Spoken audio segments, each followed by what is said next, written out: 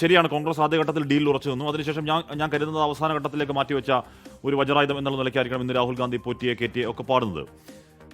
സുഹേൽ, ഞാൻ ഇന്നലെ തന്നെ പറഞ്ഞതാണ്, പ്രധാനമന്ത്രി നരേന്ദ്രമോദി ഇവിടെ ഒന്ന് സംസാരിച്ചിട്ട് പോകുമ്പോൾ ഉണ്ടാകാൻ പോകുന്ന ചർച്ച പ്രധാനമന്ത്രി പറഞ്ഞതെന്ത് എന്നതല്ല, പറയാതിരിക്കുന്നെന്ത് എന്നതാണെന്ന് ഇന്നലെ തന്നെ പറഞ്ഞു. ഏതാണ്ട് അതേ മട്ടിൽ തന്നെ കാര്യങ്ങൾ ഇപ്പോൾ നടപ്പായി പോവുകയാണ്. നേരത്തെ റാന്നിയിലെ ആ സ്ഥാനാർത്ഥി ഞങ്ങൾ ആരെയും കരിവാരത്തേക്കാല്ല, വികസനം മാത്രമേ ചർച്ച ചെയ്യുന്നുള്ളൂ എന്നവിടെ ഇന്ത്യ സ്ഥാനാർത്ഥി പറയുമ്പോഴേക്കും നമ്മൾ കരുതിയത് അദ്ദേഹം 2020 സ്ഥാനാർത്ഥിയാണ്, രാഷ്ട്രീയ പക്വതയില്ലാത്ത പ്രതികരണം എന്നാണ് കരുതിയതെങ്കിൽ ഇന്നലെ പ്രധാനമന്ത്രി നരേന്ദ്രമോദി അങ്ങനെയല്ല എന്ന് തെളിയിച്ചു.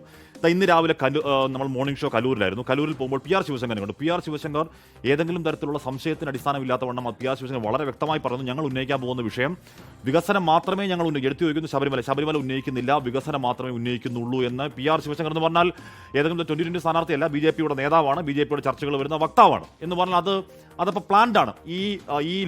ഈ നിയമസഭാ തെരഞ്ഞെടുപ്പിൽ BJP ശബരിമല വിഷയം ഉയർത്താൻ തീരുമാനിക്കുന്നില്ലെന്ന് പ്ലാൻഡ് ആണ്. എന്താണ് കാരണം?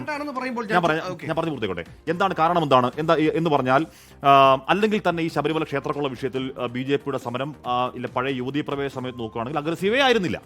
അഗ്രസീവായ സമയമുണ്ടായിരുന്നു. എപ്പോഴാണെന്നറിയാമോ? ഈ ശബരിമല കൊടിമര പുനഃപ്രതിഷ്ഠയിലുള്ള ക്രമക്കേട് കോൺഗ്രസിനെതിരെ ആരോപണം വന്നപ്പോഴേക്കും അവർ അഗ്രസീവായി പ്രിയങ്ക ഗാന്ധിയുടെ അവസ്ഥയിലേക്ക് സമരമാകെ ജഗമൊക്കെ ഉണ്ടായി. അപ്പോൾ നറേറ്റീവ് എന്താണ്?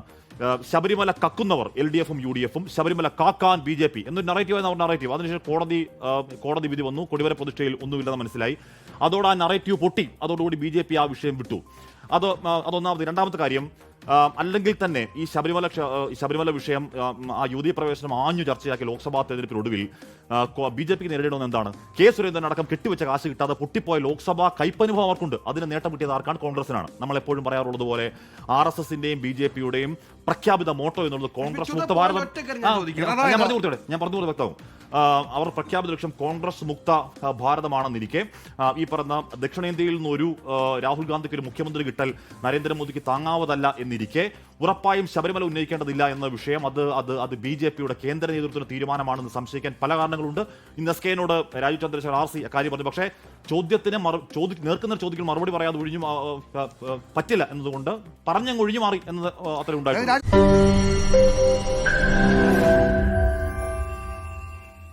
ലോകത്തെവിടെയായാലും ഏത് സമയത്തും 24 വാർത്തകളും ഓഗ്മെന്റഡ് റിയാലിറ്റി പാക്കേജുകളും എക്സ്പ്ലെയിനറുകളും വിശദമായി കാണാൻ ഞങ്ങളുടെ YouTube ചാനൽ നിങ്ങൾക്ക് സബ്സ്ക്രൈബ് ചെയ്യാം.